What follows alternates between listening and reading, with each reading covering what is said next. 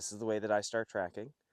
And I think that most dogs should be able to get out, get on the field, and start tracking because it uses a part of their brain that truly makes them feel fulfilled. So, when we're talking about starting tracking, the first step is the biggest step, and it's going to be laying your scent pads. So, you're going to want to get to a grassy area, okay, that has a pretty lush amount of grass, because what we're teaching in the beginning is going to be disturbed grass. There's food in the disturbed grass. It's the principle we're teaching just right off the bat. Super simple, super calm. So what you're going to do is you're going to find a nice piece of grass like this. You're going to go ahead and you're going to step into a central area. Okay, so we've stepped into the area and you're going to mark out a square. It's about 2 foot by 3 foot. And you're going to mark this out with your feet. And in the beginning, feel free to go ahead and use a pair of cleats or anything like that, because when you're using them, you want to be able to get as much ground disturbance as possible. And one of the keys here is to make sure that the borders of your scent pad are nice and clear. So the scent pad is super disturbed, the rest of the grass is not. You're going to want to go to an area in a park that's not treaded on a ton.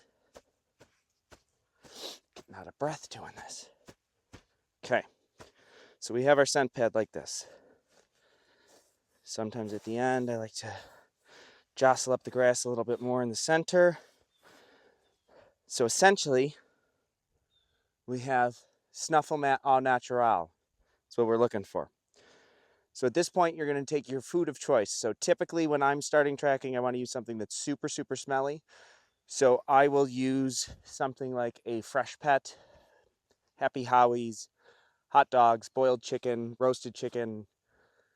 I mean, pretty much whatever your dog absolutely loves. You want a super high reward style food, okay? You're going to sprinkle that throughout. Your goal is to do 3 of these and get them set up. So I have Fresh Pet here, and I have the single most important thing that you're going to need. Go on Amazon, buy a pack of 100 of these. They're like $5. It's just a plastic flag on a metal rod, okay? When you're setting up your flag and you're looking at your scent pad, and I don't know if you can see it here, but the scent pad's right in front of me. You're going to put your flag in the front left corner of your scent pad. Now we're getting ready to put some food in it. Step back into it. Let's re-jostle it up a little bit. Make sure those borders are nice and defined. Okay. Then we're going to take food and we're going to sprinkle it in the grass. Okay. Now while we're sprinkling it in the grass, we want to, like I said before, make this snuffle mat au naturel. So I'll jostle up the grass a little bit, pull my fingers through it, so those chunks of Fresh Pet are nice and hidden. So if I was starting a dog, step out of that. If I was starting a dog, I would set up 3 of these. First day, I would do 3 sessions, and every meal that the dog gets will be on the scent pads. After about 5 days consecutively of doing this, them realizing that they're going to get food in the scent pads, that's when you can move to the next step, in which I'll make another video on what the next step of coming off of the scent pads in a wedge to your first steps on the track. Okay? Let me go get a dog and show you how we introduce it. Okay, so we got Bruno here. Sit. Good boy. Platz. Good. So we got Bruno here. Bruno is a 3-year-old giant schnauzer. He has been tracking for a while, but for the sake of an informational video, we will put him back on a scent pad. Platz. So what you're going to want is a 6 to 10 foot lead, a fur saver, and you want it on the dead buckle. So you don't want it to be active. You don't want any corrections to be given during this. So what I do is I normally bring them out. We have the scent pads out. There will be 3 of them. We set them up. We put them in a down. We just let them relax for a second. We don't want hectic drive going into this. You'll see this dog in particular struggles with hectic drive with his tracking due to the fact that he just loves tracking so much, which I'm fine with. It's manageable. But in the beginning stages, especially if you're working with off-breed, you want to be super careful with this. And if you see that the dog is not ready for this, just wait a couple more months and start it a little bit later. For me, I'm a huge proponent on letting the dog kind of cook a little bit and get to where they are in their heads where they can handle something like this before we go ahead and get started. All right, so we're going to get him started. Heel. Good. Good boy. Healing. Healing. I know. Good boy. So you can tell right off the bat, he's excited. He sees flags out here because we were already tracking.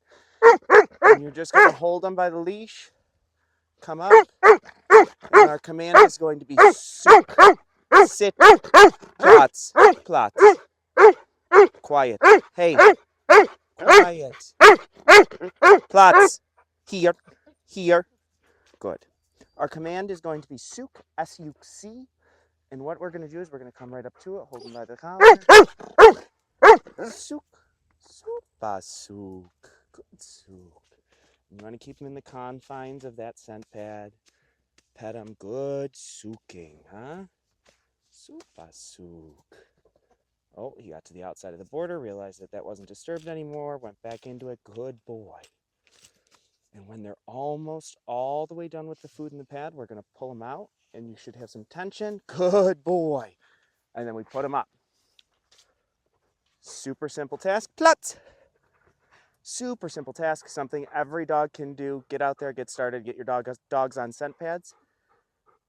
And I will be making another video for the next step of this. Again, I am not a master tracking trainer. This is just something I like to do with my dogs. I do IGP style tracking, which is the furthest thing from real world tracking, but yet here we are. If you have any questions, reach out, and happy training.